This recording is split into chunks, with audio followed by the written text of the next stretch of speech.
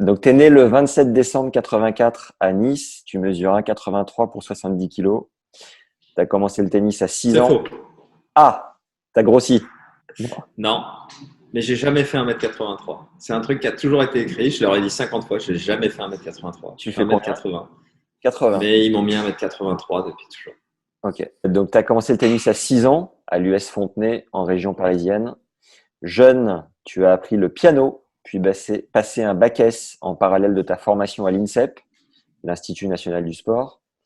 Étant jeune, ton petit gabarit t'a fait développer un profond sens tactique. T'es droitier, revers à deux mains. Les joueurs qui t'inspiraient étaient Michael Chang et Cédric Pioline, a priori. Tu leur trouvais quoi particulièrement à ces deux gars-là? Euh, Cédric, c'était le joueur français numéro 1 chez nous, donc c'est celui qu'on regardait le plus et je trouvais il avait un jeu et un peu un détachement dans la manière de jouer, en tout cas dans ce qu'il dégageait, qui était hyper intéressant. Et Michael Chang, c'était vraiment plus petit parce que justement, il était petit aussi, petit gabarit et que bah, tu te raccroches à ce genre de personnes-là quand toi-même tu n'as pas forcément le gabarit pour t'imposer. Yes. La Fédé ne t'a pas alloué de bourse, mais tu reconnaissais ne pas avoir été assez bon chez les juniors.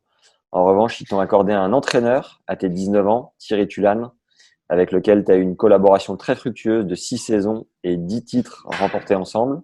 Tu es joueur de tennis pro depuis 2002. Aujourd'hui, tu es le quatrième Français le plus titré avec 14 trophées soulevés, derrière Yannick, 23, Joe, 18, et tu talonnes Richard qui est à 15. Sixième mondial à ton meilleur en 2009, 14 saisons dans le top 100, dont 6 où tu as fini top 20. Tu as fait demi au Master de fin d'année en 2008 en perdant seulement 7-5 au troisième contre ce satané Djoko. Année que tu as terminé sur les chapeaux de roue en étant monstrueux à Madrid où tu bats Rafa, numéro 1 mondial à ce moment-là, 8-6 au tie-break du troisième avec une balle de match sur Okai, partie que tu qualifieras avec le plus grand match de ta carrière. Dans ce tournoi, la presse espagnole t'avait surnommé El Superviviente suite aux 5 balles de match sauvées contre Igor Andreev au premier tour, ainsi que d'autres balles de match sauvées contre Ginepri au deuxième, et donc avoir battu Rafa 3-6, 7-5, 7-6, alors qu'il restait sur 70 victoires après avoir gagné le premier set. Tu as aussi battu Roger 2 fois d'affilée cette année-là au Master du Canada, puis en match de poule du Master de fin d'année. Tu termines l'année 2008 numéro 1 français. Tes meilleurs résultats en Grand Chelem sont 2 quarts à l'Open d'Australie 2009 et WIM en 2015 et 2 finales en Master 1000 à Madrid et Shanghai. Tu as battu 19 joueurs qui ont atteint le top 3 mondial. J'avais fait la liste, mais on la gardera entre nous. Elle est longue, 19. Tu as remporté la Coupe Davis en 2017 avec Yannick Noah comme capitaine. Tu fais partie de la bande rebaptisée les Nouveaux Mousquetaires avec Joe Tsonga, Richard Gasquet égal, mon fils. Pour rappel, les mousquetaires historiques sont René Lacoste. Petit quiz, est-ce que tu te souviens du… Bon, logiquement, oui, le surnom de René Lacoste. Crocodile. Bravo. Jean Borotra, tu te souviens de son surnom aussi ou pas? Ah, les surnoms, non, je ne vais pas tous les avoir. Jean Borotra, c'était le basque bondissant. Henri Cochet, le magicien. Basque bondissant. Et Jacques Brugnon, alias Toto, paix à leurs âmes à tous les quatre. Tu déclarais en 2013 dans l'équipe que si tu devais avoir une satisfaction, ça serait d'être le dernier joueur de 70 kilos à avoir été dans le top 10. Bon, depuis, il y a eu David Goffin, 7e en 2017, et donc le poids plume Diego Schwartzmann de 64 kilos pour 1m70, qui est actuellement 8e. Tu vis à Neuchâtel en Suisse, mais est-ce que c'est toujours le cas ou tu as déménagé? Non, non, ça fait plus de 2 ans et demi maintenant que je suis revenu à Paris. D'accord. Donc, tu es revenu à Paris avec ta femme Karine. Vous êtes papa de 2 enfants. L'aîné Timothée est d'ailleurs Oui. né pendant l'US Open 2010. Est-ce que tu as pu rentrer ou tu as dû vivre cet heureux événement de loin? Non, j'ai vécu de loin. Je suis rentré, il avait 3 jours déjà, ou 4 jours même. Ok.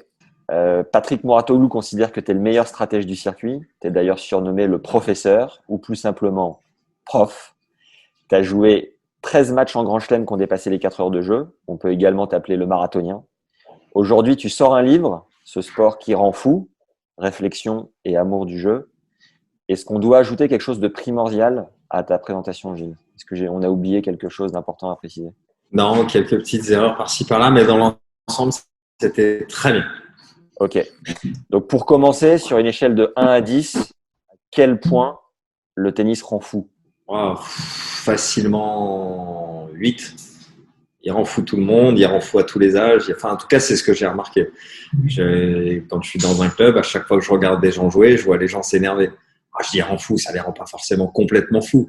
Mais ce que je veux dire, c'est que c'est un sport très énervant à tous les âges et à tous les niveaux. Et est-ce que tu penses que quand tu étais jeune, le tennis te rendait beaucoup plus fou? Avec la maturité et l'expérience, tu arrives un petit peu à relativiser le travail mental? Est-ce que tu es toujours à 8 sur 10 ou tu as réussi à apprivoiser un petit peu cet aspect Non, non, toujours, parce qu'il nous amène toujours dans des zones. C'est une confrontation, donc finalement, on joue face à des joueurs de son niveau. Donc, peu importe l'évolution qu'on a, on va se retrouver toujours confronté à sa limite. On va toujours avoir en face de soi quelqu'un de son niveau qui justement nous teste nos limites, nous montre nos faiblesses, cet écart qu'on peut ressentir entre ces moments où on se sent bon et on se dit ah ouais là je suis bon, hein, tac, et puis tout d'un coup bam, un jeu après ou deux jeux après il n'y a plus rien qui va et on se dit ah non mais là c'est un sport de con et donc voilà c'est ce truc là forcément nous on le gère mieux parce qu'on a réussi à réduire l'écart, on est professionnel entre ces bons moments et les mauvais moments, mais le feeling de base il est le même, il est là depuis le début et il est là à la fin. Yes.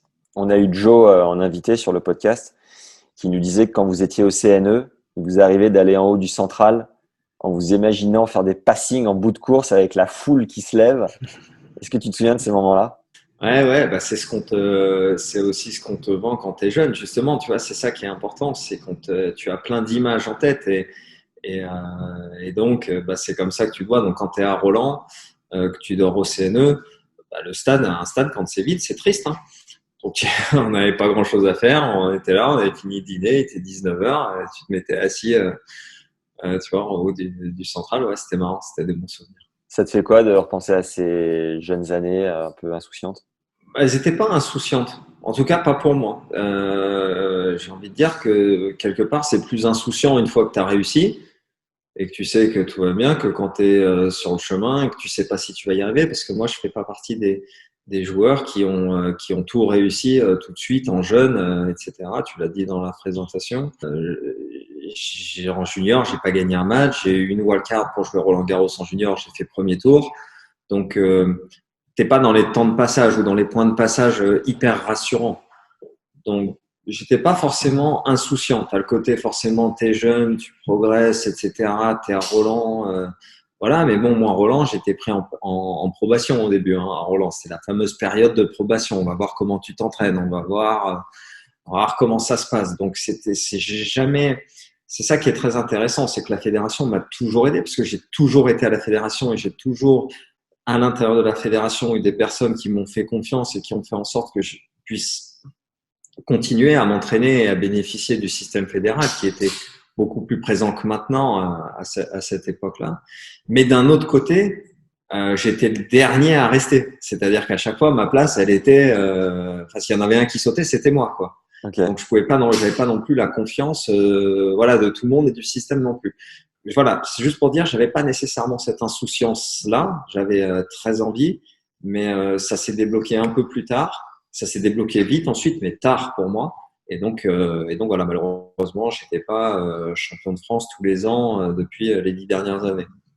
Tu m'as dit, on va suivre une trame, hein, évidemment, dans l'évolution de ta carrière, mais très rapidement, je rebondis. Tu m'as dit, l'insouciance est plus venue quand j'avais compris que c'était bon, que j'avais réussi, entre guillemets, que j'étais arrivé.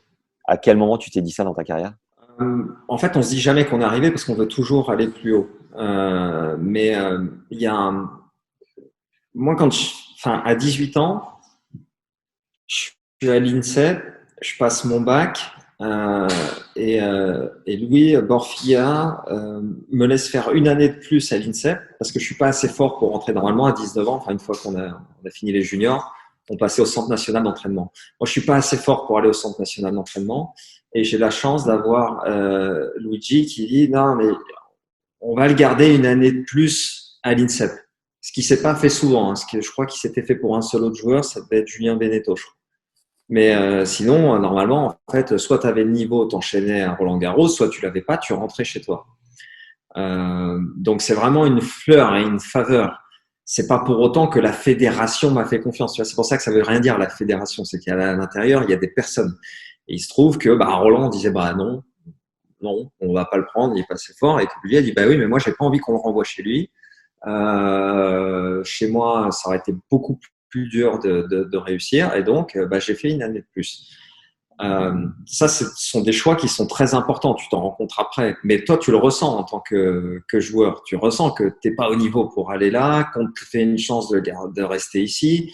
L'année d'après, tu rentres à Roland-Garros, mais on n'est toujours pas convaincu. Donc, on te dit, tu vas rester t'entraîner avec nous cet hiver et on va voir comment ça se passe. Tu vois, tu sens pas la confiance totale non plus.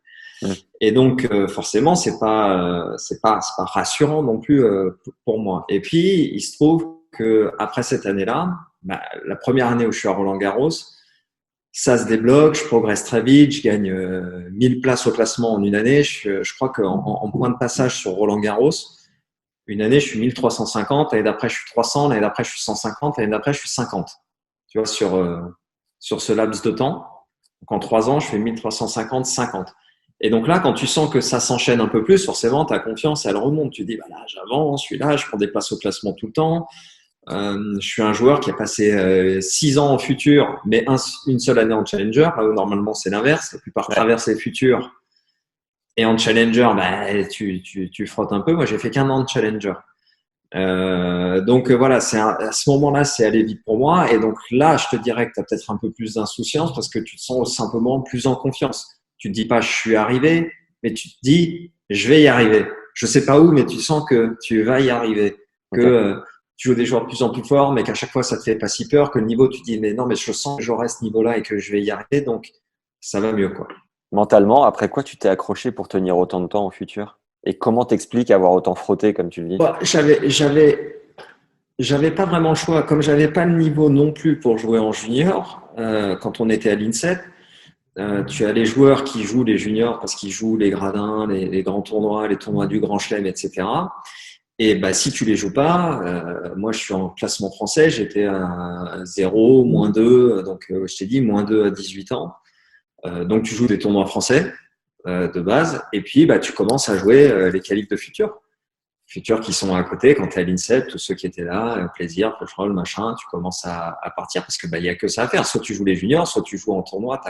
Donc moi, c'est pour ça que pour moi, ça a commencé un peu plus tôt que les autres, dès 16 ans, parce que j'avais pas le niveau de toute façon pour jouer. À la fédération, on voyait les meilleurs simplement jouer les tournées comme l'Orange Bowl, tout ça, etc. Moi, j'ai fait une fois l'Orange Bowl, la première fois quand j'avais peut-être en cadet encore, mais vraiment en junior, j'en ai pas fait un. En junior, j'étais trop loin des meilleurs. C'était qui les cadors à l'Orange Bowl à l'époque? Tu vois, dans mon année, je sais même pas qui a gagné dans ces tournois-là. Parce que j'y étais pas. Moi, à l'INSEP, les joueurs qui étaient plus forts, on avait Clément Morel qui avait gagné l'Australian Open en junior, Laurent Recouder qui avait fait finale contre Richard Gasquet qui lui jouait avec 2 ans d'avance déjà chez nous. Et voilà, c'était plus fort que moi, quoi. Il était bien plus haut classement. Et il y avait déjà des plus jeunes. Donc j'ai parlé de Richard. Bon, Richard, c'était une exception parce qu'il était très très très en avance. Mais Joe, qui a 1 an de moins, qui est de 85, qui était déjà beaucoup plus fort que moi. Gaël, qui était avec Jocelyn, voilà, ils avaient une très forte génération. Julien Gély, Paterno Mata, tout ça, des joueurs de 86. Où je crois que j'étais 0, ils étaient 0 au classement français, déjà avec 2 ans de moins. Donc bon, voilà, encore une fois, c'est pour ça que je dis ça. Je n'étais pas dans l'insouciance de dire tout va bien, je vais y arriver. Quand tu vois que des joueurs plus jeunes, même s'ils étaient déjà 2 fois plus costauds que moi, étaient déjà beaucoup plus forts. On a un peu sauté cette question, mais juste pour revenir à la base des bases, comment tu as découvert le tennis et qui t'a mis la première raquette entre les mains? Mes parents m'ont inscrit dans différents sports. Je suis petit, puis j'ai fait beaucoup de choses. Et le tennis me plaisait plus. Je ne jouais pas particulièrement au tennis, donc il n'y avait pas de volonté de pousser dans un sport ou dans un registre plus qu'un autre, plus d'éveiller à différentes choses. Et il se trouve que en tennis, ça se passait bien et j'aimais beaucoup ça et je passais beaucoup d'heures sur le terrain. Et à quel âge tu te souviens avoir commencé à rêver un peu secrètement d'être joueur de tennis professionnel? Très tôt, hein, tout de suite. En fait, Okay. très vite, quand tu sens que tu joues bien, tu es fort, tu es rapidement dans le meilleur joueur de ton club. Et puis, moi, c'est ce que j'avais envie de faire. Donc, Je me rappelle d'aussi loin que je me souvienne, ouais, en primaire, on me demandait, je disais, je veux être joueur de tennis. Et la Et quand maîtresse disait, tu, mais non, mais c'est pas un métier. Je disais, ouais, mais moi, je veux être joueur de tennis quand même. C'était ce que j'avais envie de faire. et quand tu jouais au mur, tu prenais quel joueur? Pour le coup, j'en prenais pas. Je jouais, je crois que je jouais tout le temps. J'aimais pas m'entraîner parce que, bah, comme tous les enfants, un peu, tu vois, l'entraînement, dès que tu dois faire de la technique, du machin, bon, là, tu fatigues très vite. Mais par contre, je pouvais jouer toute la journée. Je pouvais passer la journée au club, jouer au mur, jouer au mini-tennis, jouer là. Mais tu choisissais pas Pas une de souci. star en disant je suis Stéphane Edberg et je suis en finale de l'Open d'Australie? Non, Non? non, parce que c'est ce que je dis, j'ai jamais eu d'idole. Ok. J'avais pas d'idole. Donc c'est pour ça quand j'avais un Michael Chang que j'aimais beaucoup, c'était plus un repère, tu vois, que vraiment une idole. J'étais jamais, voilà, j'étais pas là à demander des autographes à tout le monde, à courir, pas du tout. Ok. Je jouais parce que j'adorais jouer. Je regardais très peu, je connaissais pas les joueurs. Je regardais très peu. Puis, il faut remettre aussi à l'époque, tu avais du tennis, c'était Roland et la Coupe Davis. Hein. Ouais. Tu avais du tennis, t'en voyais pas beaucoup, quoi. Voilà, il n'y avait pas Internet, il n'y avait rien, quoi. Donc, voilà, Roland, bah, t'allais à l'école, et Bercy, où j'y allais. Bercy, j'y allais, j'en voyais très peu et je regardais pas. Est-ce que tu peux nous faire ton évolution de non classé à numéro 6 français? Numéro 6 Au mondial, classement, pardon. Ouais, au classement de non classé jusqu'à numéroté, du coup. Tu t'en souviens? alors, bah, non classé, je crois que j'étais 32, 15-4, 15-2, 5-6, 4-6, 2-6, 0, -2. J'ai dû faire un -4 intermédiaire, -15 en fin d'année, -30. Je crois que j'ai fait tous les classements à ce moment-là. Donc 2-6-0, -2, -15, -30. Et là, je suis allé plus vite. En français, j'ai dû faire -30, 27, 11, 3. Un truc comme ça, Wow. au classement français. Ouais. Ouais, parce que si à un moment, j'ai fait tous les classements avant, il y a un moment, il faut que ça s'accélère. Ouais, donc c'est ça, 27, 11, 3. Je devais être troisième français quand j'ai dû finir la première année dans les 50 premiers. Alors, j'ai dû finir, je sais pas, 30 quelque chose.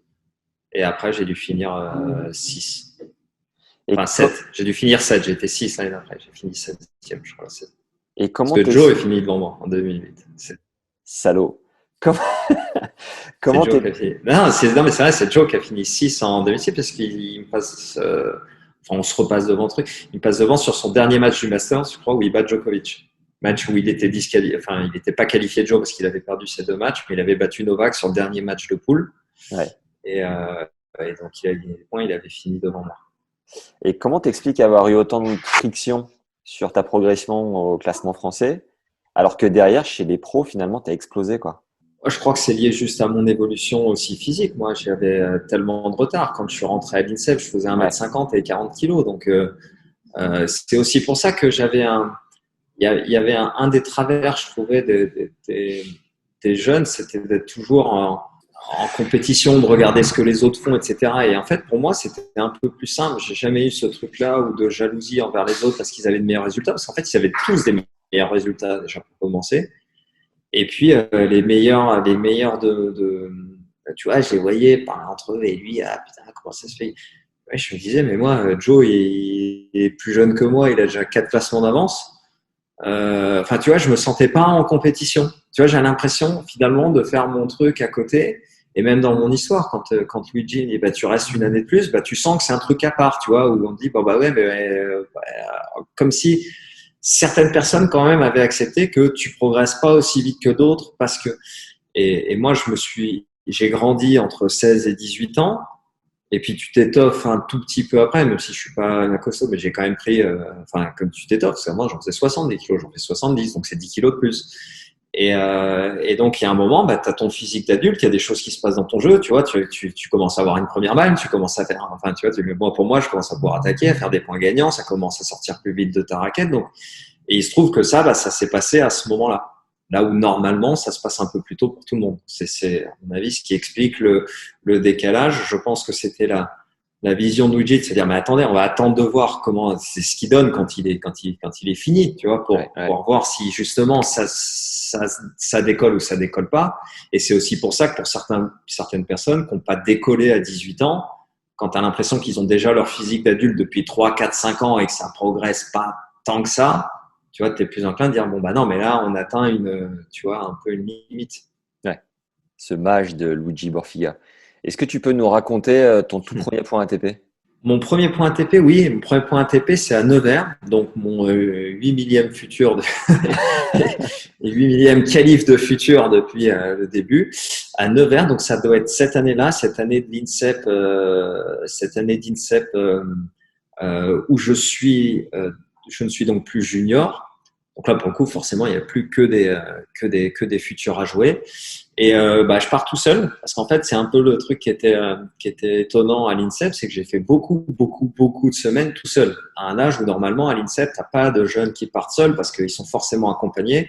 Quand ils partent, c'est des tournées, ils sont mineurs, etc., etc. Moi, je me débrouillais déjà tout seul. Je pouvais déjà aller au fin fond de la Roumanie tout seul parce que à un moment, c'est presque pas prévu que tu sois encore là. Donc, tu as un certain nombre d'entraîneurs qui sont là pendant cette tournée-là. Donc, c'était à Nevers, je crois que c'est au mois de septembre ou octobre, un truc comme ça. Ça doit être pendant justement cette tournée d'Orange Bowl, tout ça. Tu as un entraîneur qui part avec le mec de l'Orange Bowl, un autre entraîneur qui s'occupe des plus jeunes, et puis toi, tu es tout seul. On va pas te détacher un entraîneur pour partir. À l'INSEP, tu avais 3 entraîneurs pour 10 ou 12 joueurs à chaque fois. Okay. Donc, je partais et j'allais jouer mes qualifs de futur. Et puis, sur ce tournoi-là, j'avais réussi à me qualifier, passer un tour. Donc j'ai gagné mon premier point ATP et j'ai gagné mon deuxième point ATP quasiment un an plus tard. C'est-à-dire que ça n'a pas du tout fait un déclencheur, un truc. Le deuxième point ATP, je l'ai gagné. C'est pour ça que je dis, j'avais un point ATP que j'ai dû prendre. Donc je me rappelle plus, mais c'est septembre-octobre, je crois, ce futur de Nevers. Octobre, bon bref, c'est la fin d'année. Et en fait, j'ai toujours un point ATP à Roland. C'est pour ça que je t'ai pris Roland en point de passage. Et il y avait que 1300 et quelques joueurs, 1350 joueurs dans le classement. Donc, tu avais un point ATP, et j'avais pas pris un deuxième point dans toute cette période-là.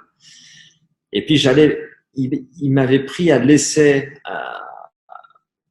à Roland Garros et j'ai gagné un deuxième point ATP cet été-là et j'ai gagné directement mon premier futur après. Tout d'un coup, j'ai gagné un futur. Je ne pourrais pas expliquer pourquoi, mais tout d'un coup, j'ai fait tac, j'ai gagné un futur. Et puis là, Roland, il m'avait dit, bon, il n'y a plus de période de probation. Bon, je fais très bien. Et voilà. Mais donc, ça a commencé à se débloquer là, cet été-là. Et l'année suivante, j'ai gagné, je ne sais plus, 4 ou 5 futurs. J'étais en finale 6, 7, 8 fois dans l'année.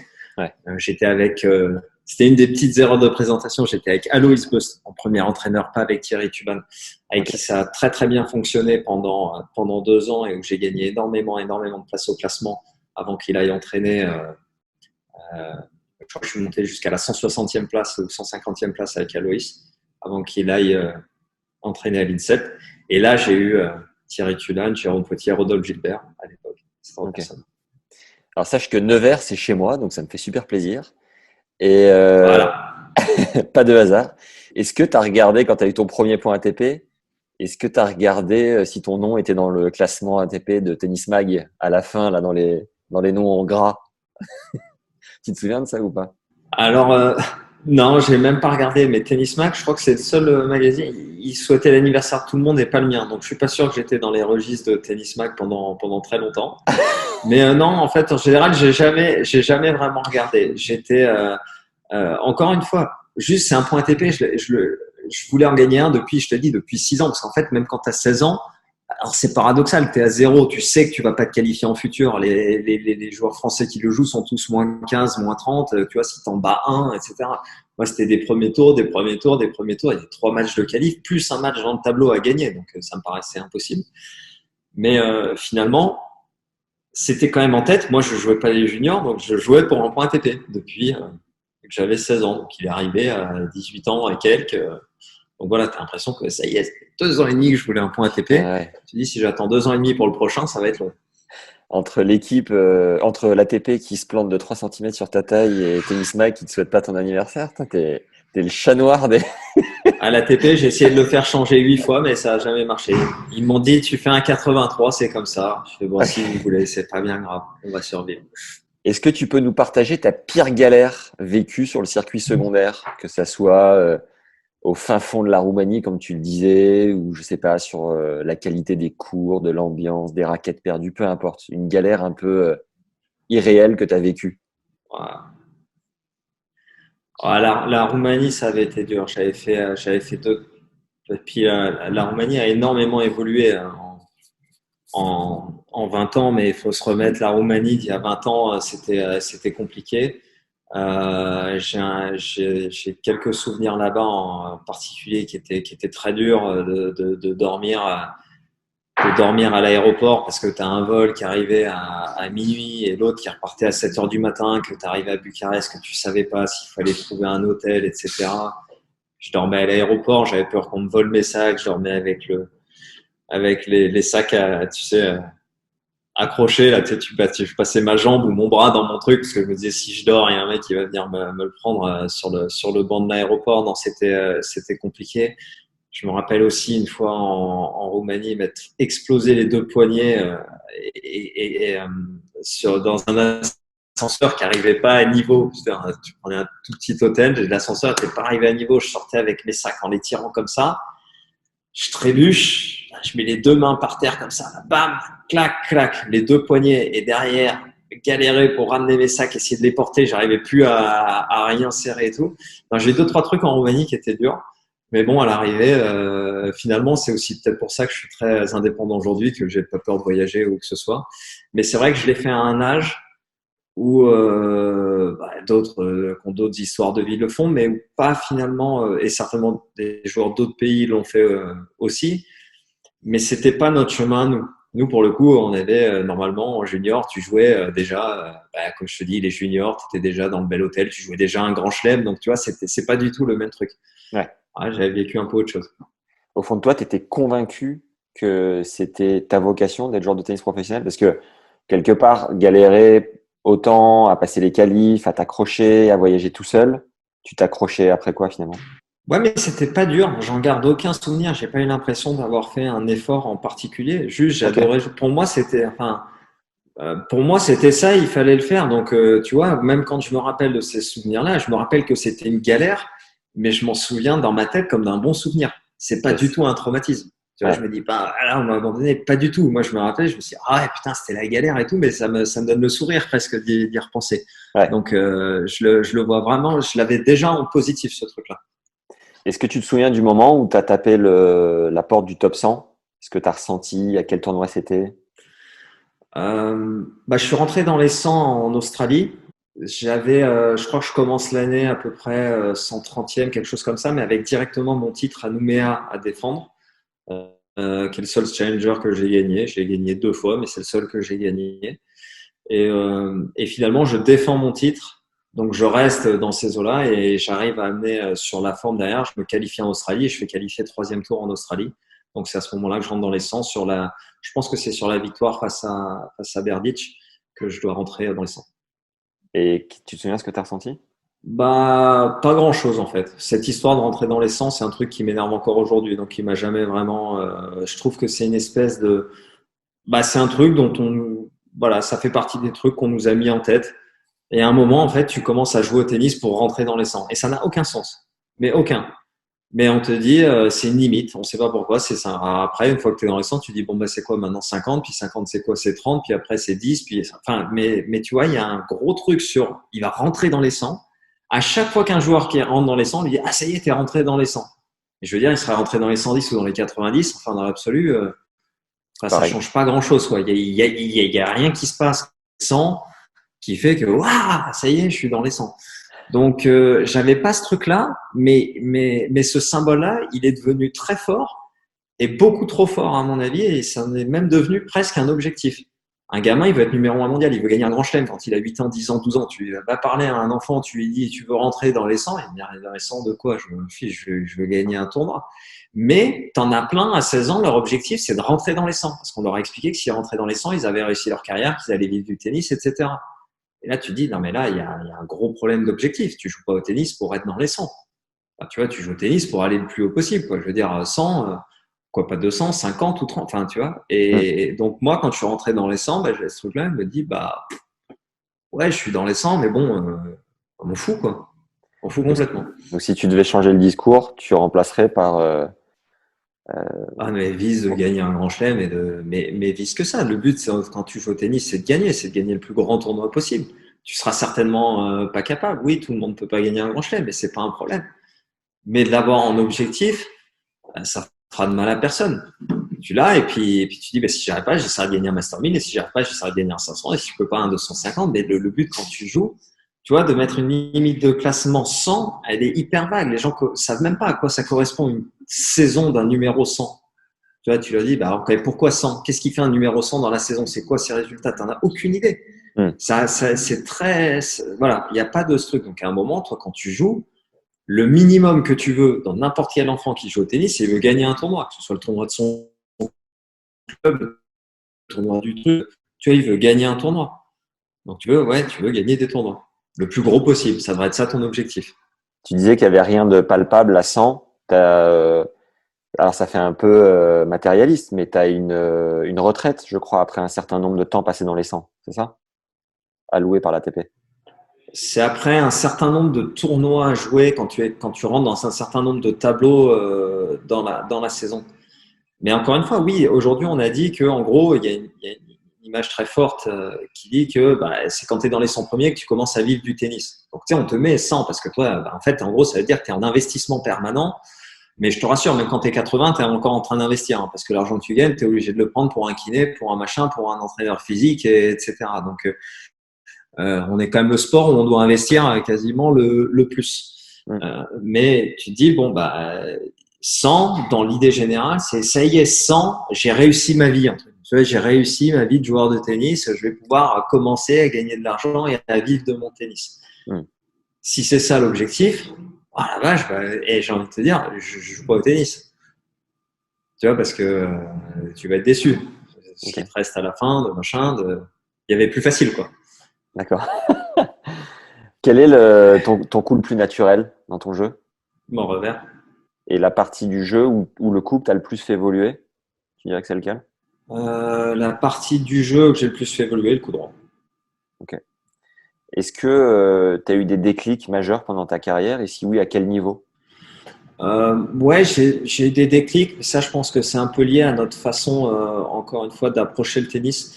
On a un système en France où on a un système de classement, donc très petit, tu es habitué à ce qu'on t'explique avant un match que ce mec-là, il est moins fort que toi parce qu'il est moins bien classé, qu'après tu vas jouer un mec sur ton classement où là, le mec, il est mieux classé. Et tout de suite, le classement prend une importance très importante, certainement trop importante.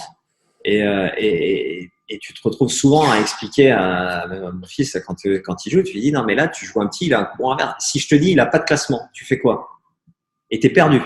Moi je me rappelle que un des gros changements quand tu commences à jouer en futur et que tu joues des qualifs de futur, c'est que quand tu joues un Français, il a un classement. Donc toi quelque part tout de suite tu as un repère. Ah il est ça, il est tac. Quand tu joues un étranger, il a pas de classement et là t'es vachement emmerdé. Tu te dis putain, ouais mais il joue combien? Alors vas-y donnez-moi. Tu sais, il y a les assimilations. Il est assimilé moins 15 ou il est. Tu dis non, mais parce que toi, dans ta tête, on t'a appris qu'il fallait que tu jouais finalement plus un classement qu'un mec. Et quand t'as pas le classement en face et que c'est à toi de te faire une idée de son niveau, t'es perturbé. Et donc, ayant grandi avec ce truc-là, le classement ayant été toujours très important pour moi, souvent les déclics que j'ai eus, c'était des déclics de classement. Donc, quand j'arrivais à battre pour la première fois un joueur qui était dans les 100 premiers, moi, dans ma tête, je me disais, je bats un joueur qui est dans les 100 premiers, donc c'est sûr, j'arriverai dans les 100. Tu vois, c'était ma manière. Ah, j'ai battu un mec 30e, c'est sûr qu'un jour, je serai 30e, parce que je suis déjà capable d'en battre, donc je continuerai d'en battre, etc. Et c'était comme ça que j'avançais.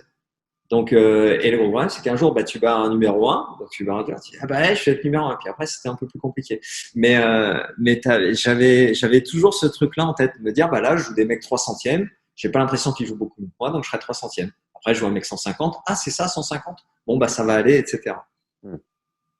Lors de ta présentation, on a parlé du match contre Rafa à Madrid. Si tu devais isoler ton top 3 de tes matchs les plus fous, ce serait lesquels? Top 3 de mes matchs les plus fous? Alors, Nadal, je ne sais pas si c'était le plus fou, parce que c'était certainement le plus abouti. Donc, quelque part, il y avait un côté de folie aussi, parce que il y a eu quelques points, quelques coups qui sont rentrés, parce qu'ils peuvent rentrer que dans cet état de confiance là et peut-être de folie là. Mais quand je dis fou, c'est pour plus moi, tes 3 plus belles victoires, quoi, tu vois. Pour moi, les 2 victoires, les 2 autres seraient certainement les 2 victoires contre Federer. qui sont dans deux contextes très différents. La première, en fait, je le joue à Toronto. Je viens de gagner à Indianapolis. Je joue bien, je me sens bien. Et puis, et en fait, là, je vais affronter déjà le mythe Federer. Et j'ai un décalage colossal. Je me rappelle de faire un effort dans le match. Moi, avant le match, je pense que je vais gagner, en fait. Avant le match, j'ai l'impression que je joue tellement bien. Tu vois, ces derniers temps, truc que je me dis, tu vois, c'est rare, hein, parce que moi, j'ai peur. Souvent, tu vois, j'ai fait un livre là-dessus. Donc, je te dis, j'ai peur. Et c'est un match où j'ai presque pas peur. Je me dis, mais je vois pas de l'arrogance super bien du fond. Je me sens indébordable. Je cours partout. Je frappe bien des deux côtés. Je fais pas de faute. Tu vois, j'ai du mal à imaginer qu'un mec puisse m'exploser dans enfin, tu vois, avec ce que pour une fois, je me sens fort. Et je me sens pas souvent fort, mais là, je me sens fort. Et quand j'ai ce feeling-là, j'ai souvent eu raison, tu vois, par rapport à moi-même. Hein. Donc ça, c'est une discussion que j'ai tout seul. Mais je me rappelle de faire l'effort de me dire, ah, putain, tout le monde me dit c'est Federer, c'est injouable, c'est Federer, c'est injouable, c'est Federer, c'est injouable. Donc, putain, sois prêt à quand même te faire découper. Tu vois, parce que tu le sens pas arriver, mais je le ressens pas en tout cas. Tu vois le danger. Je l'intellectualise, mais je le ressens pas du tout. Et en fait, on va commencer le match. Je rentre sur le terrain. Déjà, il est à côté, et en fait, je le trouve beaucoup plus impressionnant. Tu sais, à côté que quand tu le vois d'habitude à la télé ou machin, parce qu'en fait, moi, je l'ai pas croisé tant que ça finalement sur le circuit. Je le croise même jamais. Ah ouais. Tu vois, à ce moment-là, on est en 2008, je viens d'arriver sur le circuit il y a un an, je l'ai jamais vu, quoi, presque. Donc là, je le vois, je me dis, putain, mais en fait, il est plus costaud que ce que je crois. Tu vois, il dégage une espèce de puissance, et même athlétiquement, tu vois, il dégage un truc. Je me dis, oh là là, le mec, il est affûté. Bon, bref. Tu vois, je suis là, je rentre sur le terrain. Gilles Simon, personne ne te connaît, t'as vu, silence de mort. Federer rentre et là, tu as l'impression que, bah voilà, Jésus qui arrive, salut les gars, tac, un bruit. Et tu vois, le mec qui fait ton palmarès, tu viens d'arriver, bon, bah, il a fait une finale à Valence l'année dernière, voilà. Federer, bon, bah là, brrr, ok, c'est bon. Donc là, tu te dis, bon, c'est vrai que là, je suis pas favori, quoi. Il y a un truc, tu commences. Et puis, le match commence. Et donc, je commence à stresser. Tu vois, le stress que j'avais pas, que j'arrive même pas à me mettre avant un truc. Putain, tout d'un coup, ça vient. Je me dis, wow, putain, le mec, en fait, c'est vrai, il dégage un truc de fou. Il est là, il y a des gens, il y a du bruit. Tu vois, c'est dur. On commence le match. Il y a 4-0 en 7 minutes. Mais 7 minutes. Hein. Je prends ace, couloir, revers, chip. Là, je fais, wow, laisse-moi respirer. Il te saute à la gorge direct. Donc, c'était marrant parce qu'il y avait mes parents qui étaient là et mon père, il m'a dit après le match, il m'a dit, mais franchement, je pensais que tu allais prendre 2 bulles en 20 minutes au début. Tellement c'était arrivé. Il dit, tu sais, il vole. Tu vois, c'est là où on le dit après, tu vois, qu'on a l'impression qu'il vole sur le terrain. Mais là, c'est vraiment ça. Tu as l'impression que le mec vole sur le terrain. Tu vois, ça va vite. Tu joues là, il est déjà en train de faire un coup droit. Tu es à la peine remise. Tu as l'impression qu'il est déjà là, tac, tac. Tu fais, voilà. Et en fait, c'est un match où finalement, j'ai réussi à construire quelque chose. J'ai réussi à d'abord trouver mon rythme sur mes jeux de service. Tu vois, à un moment, je fais bon, bah ça y est, je commence à jouer les jeux de service, à commencer le point comme je veux, au moins sur les miens. Sur les siens, je touchais pas une balle, et il jetait la balle là, elle partait là-bas, un truc, j'y étais jamais. Et puis tout d'un coup, comme j'étais plus serein sur mes jeux de service, je commençais à trouver un peu une solution par-ci, par-là sur le sien. Ouais. Et puis, l'air de rien, comme ça, et ben, je gagne le second. Et puis, on arrive au troisième, je me restresse un peu, et lui, il joue mieux. Bon, il part devant. Et il a une balle de break, il a une volée facile, tu vois, il l'empale. Il y a un ou deux trucs comme ça où il rate une volée facile pour se donner break 4-2 ou 5-2, tac. Et puis finalement, je l'amène, je tiens mon truc, 5-4, un bon jeu, 6-4. Et tu vois, je gagne et je me dis, waouh, j'ai gagné. Mais c'est un match qui s'est pas du tout passé comme je l'avais pensé. Et donc, c'était étonnant. Et quand je le rejoue en fin d'année au Masters, donc là, tu l'as battu une fois, j'ai battu Nadal aussi. Mais tu arrives au Masters, tu déroules pas une blinde non plus. Tu arrives au Masters, ta poule, c'est Roddick, Murray, Federer. Tu fais, waouh, putain, c'est fort. Et tu commences et on te dit, ah bah tu fais match d'ouverture contre Roger. Sympa. Ok, bah c'est parti. Et là, en fait, tu as une logique complètement différente parce qu'autant la première fois, tu te dis, bon, bah, tu sais, j'y vais, on va voir, tu vois, je me sens bien. Et je pense que j'étais dans le bon état d'esprit parce que j'étais entre je me sens bien, mais je suis vigilant, mais le mec, etc. Donc, j'avais un peu tout en tête. Le deuxième, tu l'as déjà battu.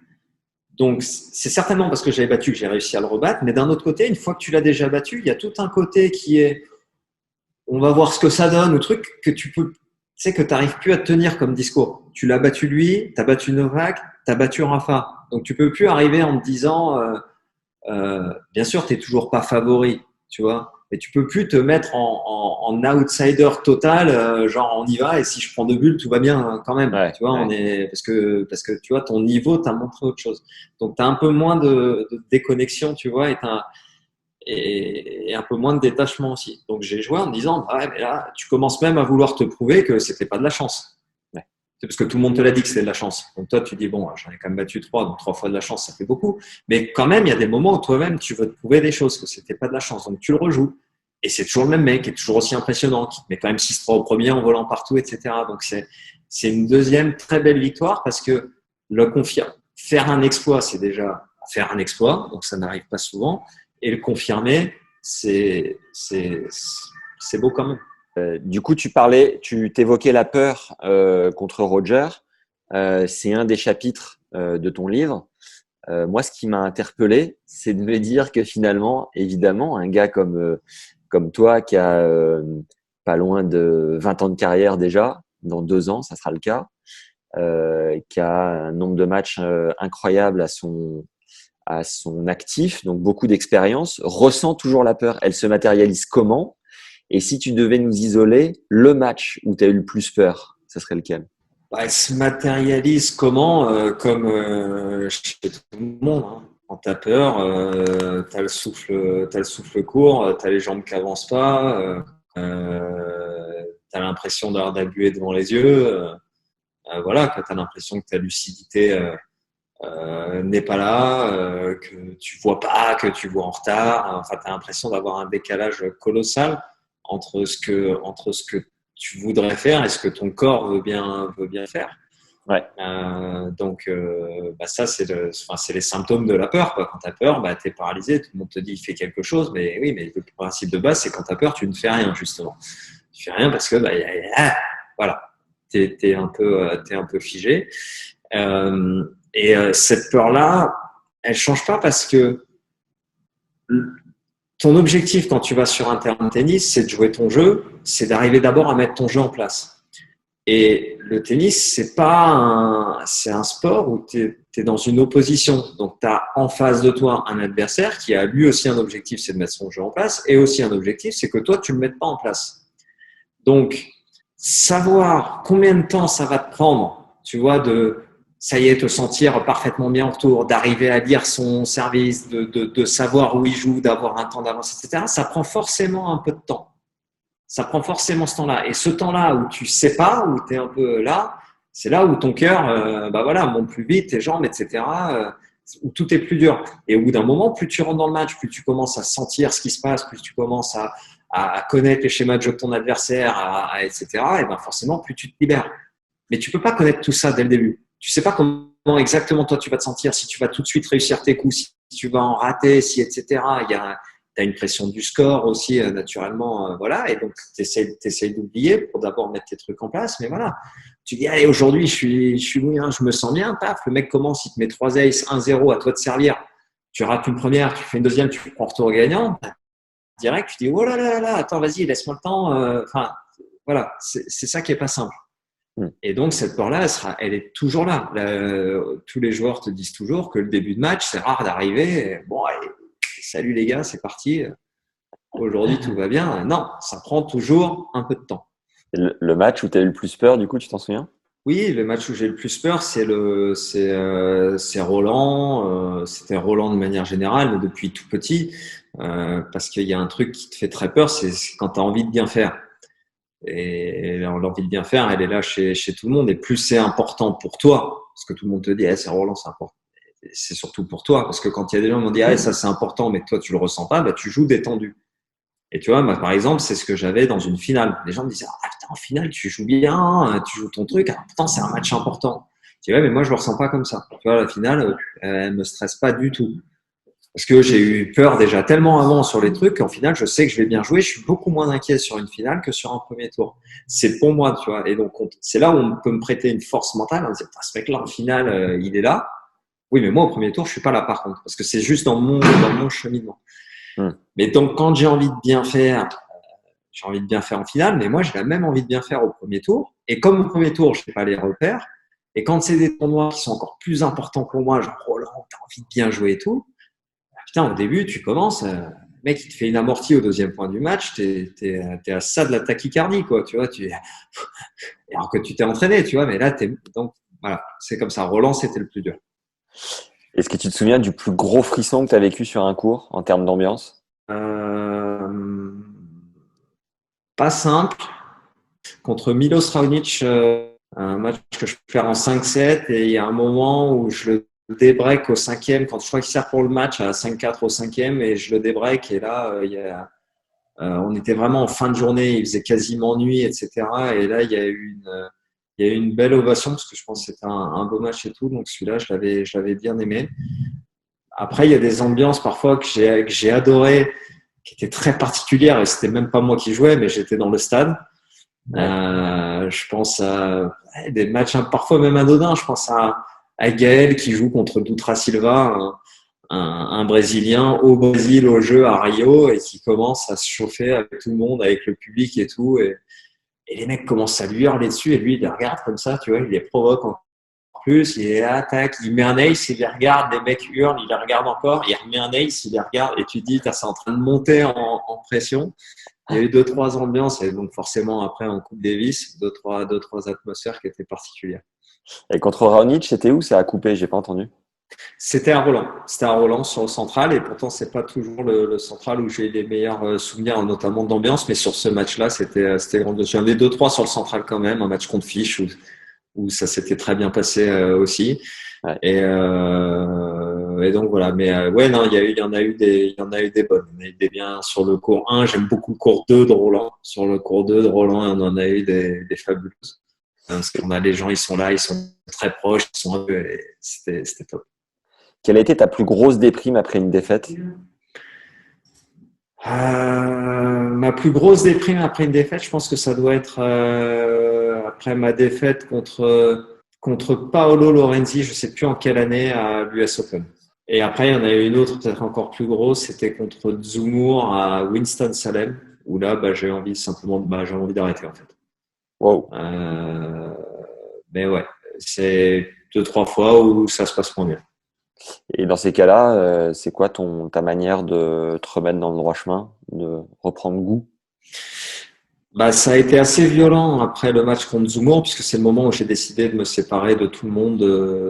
Je travaillais avec Yann De Vitre dans l'affaire, Miloš Jedlisavcic, mon préparateur physique, les kinés, et je trouvais qu'ils faisaient tous un travail fantastique. J'étais une machine de guerre à l'entraînement, je jouais bien, physiquement, j'avais mal nulle part et tout. Mais en match, il restait à peu près 10% de ce que j'étais capable de faire. Je me mettais dans des états, j'arrivais plus à jouer, j'arrivais même plus à lancer ma balle au service. Je crois que j'avais repris 50 fois ma balle en lancer de balle contre Zumur. Et je leur ai dit, écoutez, à un moment, j'en ai marre d'être une Formule 1 à l'entraînement et de même pas être capable de lancer une balle au-dessus de ma tête en match. Donc là, j'ai besoin d'être vraiment tout seul, de régler ça tout seul. Soit je le règle et je continuerai, soit je le règle pas et je m'arrête parce que c'était trop dur en fait. Et donc j'avais fait la suite et ensuite j'ai voyagé tout seul pendant plus d'une saison. Et ça t'a permis de te retrouver progressivement, d'être tout seul, de moins avoir le regard extérieur. Enfin, qu'est-ce qui t'a aidé finalement? Je sais que je pourrais pas l'expliquer moi-même, mais il se trouve que souvent quand ça va pas, seul je vais mieux. C'est comme ça. C'est quelque chose que j'ai remarqué dans ma carrière. Et puis, pour autant, mon jeu se dégrade, tout le reste dégrade. Ma préparation physique, mon niveau physique était plus au niveau, etc. Mais il y a un moment, je me disais, vaut mieux être moins en forme physiquement et tennistiquement, mais qu'au moins il reste quelque chose en match, plutôt que d'être là, à avoir l'impression de battre les mecs. J'avais fait une semaine à Winston-Salem. Je crois que si j'avais perdu 2 jeux dans un set d'entraînement, c'était un maximum. Tous les joueurs qui étaient présents. J'arrivais en match et je pouvais plus jouer du tout. Donc là, je me suis dit, ouais, là, c'est autre chose. C'est vraiment que dans ma tête. Donc, c'est à moi de le régler. Et puis voilà. Yes. Il me semble que tu joues beaucoup aux cartes en dehors des matchs. À quel jeu t'es le meilleur? On jouait beaucoup, mais moi, le jeu que je préférais, c'était le tarot. Mais il y a plus grand monde qui joue au tarot de nos jours. On préfère tous la belote, alors on fait des belotes. D'accord, retraite internationale du tarot. Est-ce que tu aurais une anecdote vécue avec Roger, Rafa ou Joko en dehors du cours? Une anecdote sympa qui nous montre un peu que c'est des mecs plutôt cool et que tu pourrais nous raconter? Tout est dans le que tu pourrais nous raconter. C'était marrant. Rafa, là, il m'a fait sourire parce que Rafa, c'est quand j'ai eu mon fils Timothée, il avait fait une photo avec lui il y a très longtemps. Et Ouais, puis pour X raison, après ma famille a moins suivi en tournoi. Les enfants étaient plus grands, ils allaient. Ma femme était fatiguée d'amener aussi tout le monde tout le temps, toutes les semaines. Mais il se trouve que l'année dernière, c'était l'année dernière ou c'était un an, oui, tournée US de l'année dernière. Tout le monde est venu avec moi à nouveau parce que c'était les grandes vacances. Voilà, j'avais prévu de faire une longue tournée aux États-Unis, donc on est venu avec tout le monde. Et, euh, et je recroise Rafa. Et je dis à Timothée, vas-y, fais une photo avec lui. Et Rafa, direct, il s'est rappelé. Il dit, ah, toi, j'avais fait une photo avec toi, je t'avais dans mes bras quand t'avais 6 mois, alors qu'il a 10 ans. Donc, il s'en excellent, était rappelé, ça m'avait fait marrer. incroyable. Et j'en parle dans mon livre pour l'anecdote avec Roger et justement mon fils, puisqu'il était là, quand il m'expliquait Cabal que finalement, tu sais, il aime beaucoup, beaucoup Roger et que je dis, tu vas être pour moi et qu'il me dit, tu sais, papa, j'aime beaucoup, beaucoup Roger. Donc, c'était marrant. Donc, on était allé le voir, pareil, dans dans sa loge. Et je lui dis, Rod, je veux bien faire une photo avec lui. Il me dit, bah, évidemment. Je lui dis, de toute façon, t'as pas le choix parce qu'il est pour toi. Donc, si tu fais pas une photo avec lui, alors qu'il est pour toi. Et donc, ça l'avait C'est fait marrer. marrant. Et Novak, j'en avais beaucoup, j'en avais différentes. Il y en avait une où il m'emmerdait parce qu'à chaque fois, un jour, je lui avais demandé une paire de chaussettes sur le terrain parce que j'en avais plus et qu'il me lâchait pas avec ça tous les jours. Ouais. Mais c'est vrai que Novak, après, je l'ai croisé plus même en dehors du cours que les deux autres pour d'autres choses aussi, pour d'autres sujets qu'on avait à cœur quand on était au Players Council, quand on discutait, etc. Mais une carrière, cette fois, on était dans une discussion dans le Players Council et puis Novak, euh, il a le même mode de fonctionnement que sur le terrain. C'est-à-dire qu'il est là, il va avoir le sourire, il va être classe élégant et puis tout d'un coup, il switch de mode, il passe dans un mode, tu vois, où il veut gagner, quoi. Tu vois, il a une espèce de détermination dans le regard. Moi, c'est ce que j'admire le plus chez lui, où quand il a cette tête-là, tu te dis, ah, là, ça va commencer à être compliqué. Et moi, j'ai ça souvent quand je le joue sur le terrain. Au début, j'arrive à l'amener dans des trucs, il rate, il fait son sourire un peu comme ça. Ouais, je devrais pas le rater, mais je le rate, etc. Et puis tout d'un coup, tu as l'impression qu'il y a un masque qui fait, bon, allez, là, j'en ai marre. Et moi, quand je le vois faire ça, je sais que là, ça va être beaucoup compliqué. Ça va se compliquer Ouais. énormément. Ouais. Et tant que je le vois rater son coup droit et faire, j'aurais pas dû rater tout, je sais que bon, bah vas-y, continue. Et il a ce même fonctionnement-là en dehors. Et on avait des discussions, il était ouvert, et les gars, et vous pensez ci, et vous pensez ça, etc. Et puis tout d'un coup, c'est une discussion qui est importante pour lui. Et il switch de mode comme ça.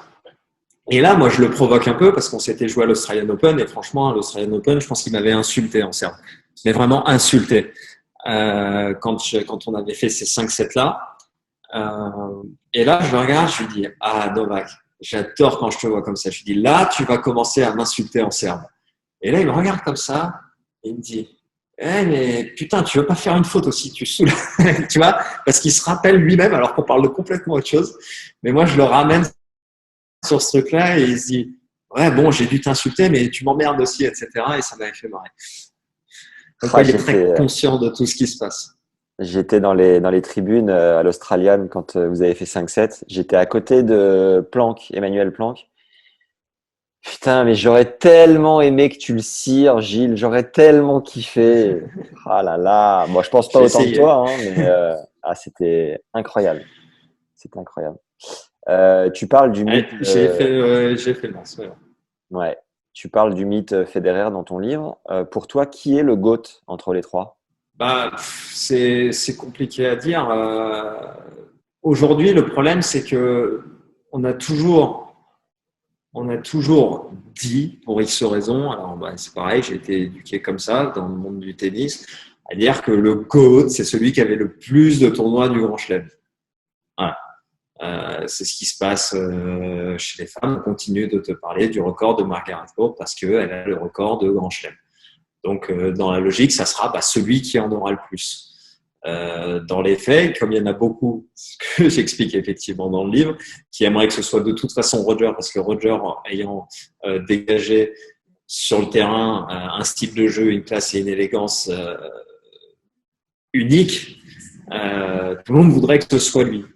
Alors, est-ce que ça serait lui, même s'il n'a pas le record de Grand Chelem? Est-ce que c'est incompatible? Je ne sais pas. Ça sera un débat qui sera intéressant à avoir. Parce que dans tous les cas, pour moi, de toute façon, ces trois joueurs-là sont les trois plus grands, mais de tous les temps, qui jouent en même temps. Donc, on est dans quelque chose de vraiment, vraiment hallucinant, tu vois, à la base. Et ils sont tellement différents dans leur personnalité, leur style de jeu, etc., qu'il y aura d'un côté celui qui a le record, mais ça sera presque marrant qu'ils soient à 20 tous les trois, tu vois. Tu dis, bon, voilà. Et puis après, on verra que, il y en a, ils préféraient l'élégance de Roger, et puis il y en a, ils préféraient la détermination de Novak, et il y en a, ils préféraient le personnage de Rafa, l'humilité, le truc, etc. Donc, tu te dis, bon, l'énergie, tu te dis, voilà, tu peux tous les aimer pour des raisons différentes. En tennis et en élégance pure de joueurs de tennis sur le terrain, Roger étant forcément au-dessus des autres. Mais donc toi, si ton cœur devait parler, ça serait Roger ou ça serait un autre?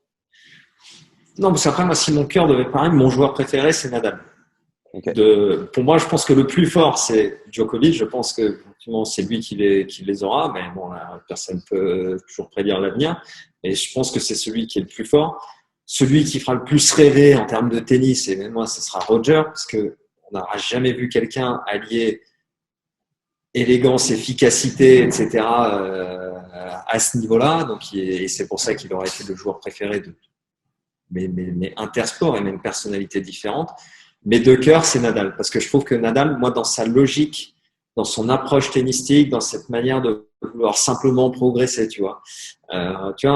Souvent, les trois vont dire moi, je serais content avec, peu importe si j'ai le record, je serais content avec mes titres. Le seul que je crois vraiment, vraiment à 100% quand il dit ça, c'est Nadal. Tu vois, j'ai l'impression que Roger, il voudrait vraiment avoir le record, que Novak, il est bien sûr qu'ils seront contents avec 20 Grand Chelem, 17 Grand Chelem, il n'y a pas de truc. Mais tu vois, ils ont ce truc-là. Alors que Nadal, tu le sens depuis toujours que non, mais moi, je suis content avec mes titres.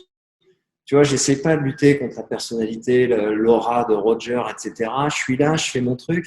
Et il a gagné un respect chez les fans de tennis et même en dehors, tu vois, année après année, dans la constance de son comportement, tu vois, dans l'adéquation de son discours, de son attitude, etc., etc. Ouais.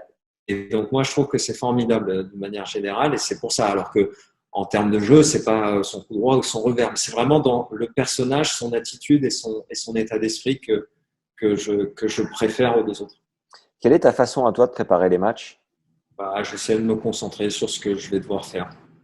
J'essaie de chasser tout ce qui peut me détourner de ce truc-là. Je sais qu'on a toujours une vision très claire de ce qu'on veut faire sur un terrain avant un match, de où on a envie d'aller.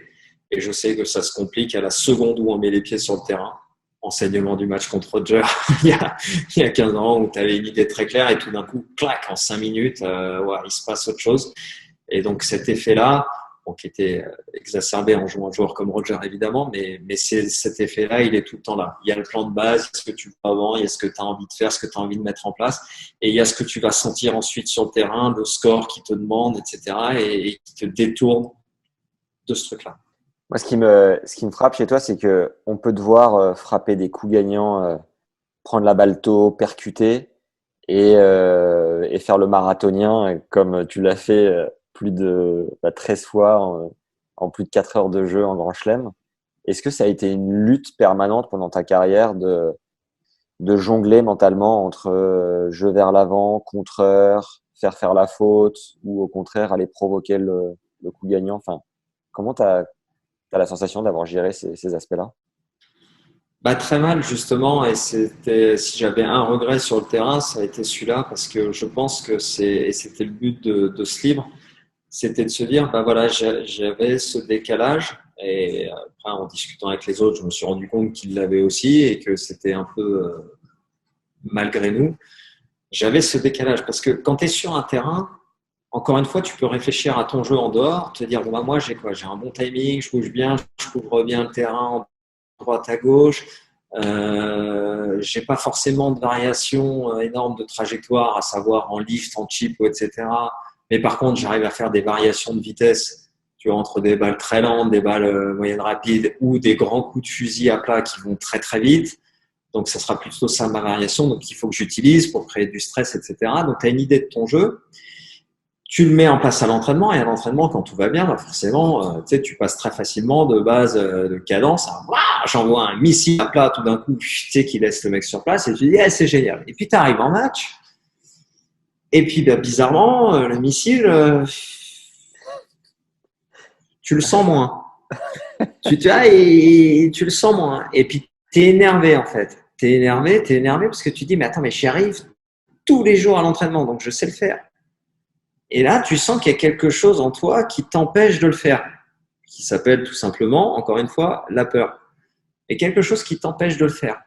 Et au lieu de se poser pour moi cette question, c'est ce que j'encourage à faire dans le livre, à chercher pour chaque joueur qu'est-ce que je sais faire, tu vois, dans les moments importants, qu'est-ce qui tient dans mon jeu, etc., etc. Moi, j'étais dans la logique, dans une autre logique, une logique qu'on m'avait un peu imposée, c'était à savoir, tu sais le faire, il faut que tu le fasses en match, et en gros, il faut que tu n'aies pas peur. Tu vois, il faut que tu sois fort mentalement et que tu n'aies pas peur. Et donc, ce que ça a créé chez moi, c'est un décalage entre d'un côté, je me sens bon, etc., parce que tu vois, je gagne des matchs, je sais faire des trucs à l'entraînement, mais d'un autre côté, je me sens hyper faible dans ma tête parce que je suis pas du tout capable de jouer en match ce que je joue à l'entraînement. Il y a un écart colossal, il y a tout un tas de coups que j'ose pas laisser partir. Et te dire, eh ben, je devrais, et que finalement, ce que tu fais sur le terrain, tu as l'impression que tu le fais par défaut. Tu vois, moi-même, c'est-à-dire que tu n'as pas une bonne estime de toi. Moi, je suis sur le terrain, je finis le match, je me dis, bah merde, aujourd'hui, j'ai pas été capable de balancer mes grandes piques à plat comme ça, là, mes grands changements de rythme. Et bah ouais, aujourd'hui, j'avais peur, j'ai pas osé, j'ai peur, je suis un mouilleur, j'ai pas osé, etc. Et j'ai grandi avec ce truc-là. Et donc après, je retournais à l'entraînement et je me disais, mais vas-y, allez, tu vas les frapper. Bah tu vois, tu les frappes, t'en rates pas une. Et tu retournes en match. Et là, c'est encore pire parce que tu n'y arrives toujours pas. Et tu t'es encore prouvé une fois de plus qu'à l'entraînement tu y arrives, et tu t'es encore prouvé une fois de plus qu'en match tu n'y arrives pas. Et tu grandis avec ce décalage constant, et c'est ça que j'essaie d'expliquer. Alors que si tout simplement, c'est de mon point de vue, déjà on me l'avait expliqué, que c'est tout simplement normal, qu'il y a un moment où tu vas avoir des choses qui tiennent en match, des choses qui ne tiennent pas en match, et que tes accélérations, tu vas les mettre à un moment, mais quand tu es en confiance, etc., mais qu'elle ne va pas tomber du ciel. Il faudra construire, que tu vas commencer en faisant ce que tu sais faire, ce que tu sais faire au plus profond de toi, de ce qui tient dans ton jeu, et que tu vas commencer avec ça et que tu vas construire là-dessus. C'est pour ça que j'aime beaucoup aussi un joueur comme Nadal, c'est que la construction, on la voit. Tu le vois commencer, il joue pas en finale comme au premier tour, il joue pas en fin de match comme les premiers jeux du match. Tu vois une vraie construction dans son jeu où il fait de plus en plus de choses au fur et à mesure que. Et ben moi j'ai un peu ce profil-là. Je ne suis pas le profil de Roger qui commence et qui, dans l'entrée, clac, clac, clac, clac, clac, clac, tout va bien. Est-ce que pour autant, à cause de ça, je suis faible mentalement, je peux pas gagner, etc. Tu vois, c'est ça que j'aurais pu dire. J'aurais pu essayer de me dire plus tôt. Et non, mais regarde, Rafa, il construit. Et moi, je ferai partie des joueurs qui construisent. C'est-à-dire que oui, je peux l'envoyer, oui, je peux l'apprendre tôt, oui, je peux même, si tu veux, monter au fil, etc. Quand tu es en confiance, tu peux tout faire de toute façon. Par contre, qu'est-ce que je vais faire là en début de match quand j'ai peur? Tu vois, quand je suis pas bon là. Et ben, ce qui fait que j'étais pas bon dans ces moments-là, c'est cette espèce de décalage entre ce que je pensais devoir faire, la vision que j'avais de moi-même, même quand tu vois, j'avais battu Rafa ou Roger, etc.